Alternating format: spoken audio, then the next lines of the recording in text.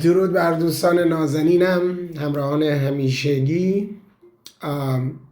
خوشحالم که تصمیم خوبی گرفته شد که من از این به بعد هر شب بخشی از اطلاعات کافی برای تایید اون فرضیه اعجاب انگیزی که مطرح کرده بودم رو در اختیار شما دوستان قرار بدم تا بدونید چرا من میگم اون دیگه از یک فرضیه خارج شده و تبدیل شده به یک فکت علمی. از نظر خودم حداقل اینجور هست و خوشحالم که این مجال و این فرصت رو برای شما دوستان رو هم دارم که نقدها و ایراداتی که دارید مطرح بکنید. قطعا در این مسیر سنگین نیاز به کمک و راهنمایی اساتید و بزرگان هم داریم. امیدوارم که استفاده بکنیم.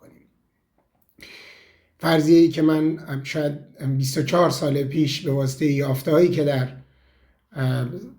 منطقه باستانی سیراف داشتم مطرح کردم اینه که سرزمین ایران به واسطه آب و هوای بیابانیش سرزمین بیابانی بوده و در زاگرس آب و هوا بلکه شرایط کاملا بیابانی بوده. ما درختای این چنینی نداشتیم.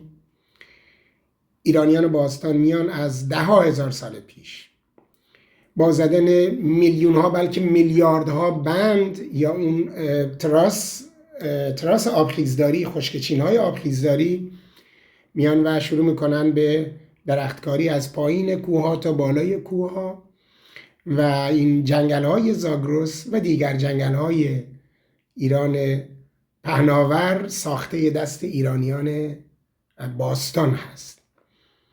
اگر در گام اول باورش مقداری سخته، قطعا پس از دیدن شواهد که من همه این نقاطی که روی تصاویر گذاشتم در دونه دونه اونها شاهدی دارم که هر جای ایران باشید ببخشید که در هر جای ایران باشید خودتونم میتونید برید و این شواهد رو از نزدیک ببینید.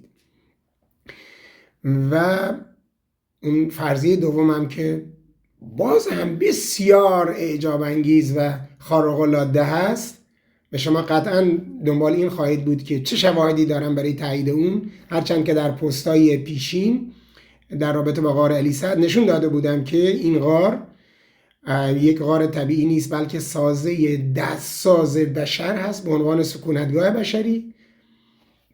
در اینجا اعلام می‌دارم دیگر غارهای ایران نیست، غارهای کوچک و بزرگ طبیعی نیستن بلکه همگی ساخته دست بشر هستن.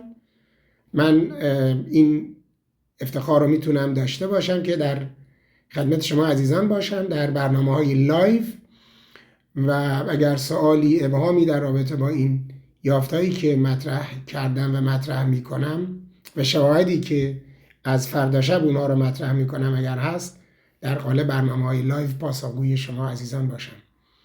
روز و روزگار به کامتون خوش.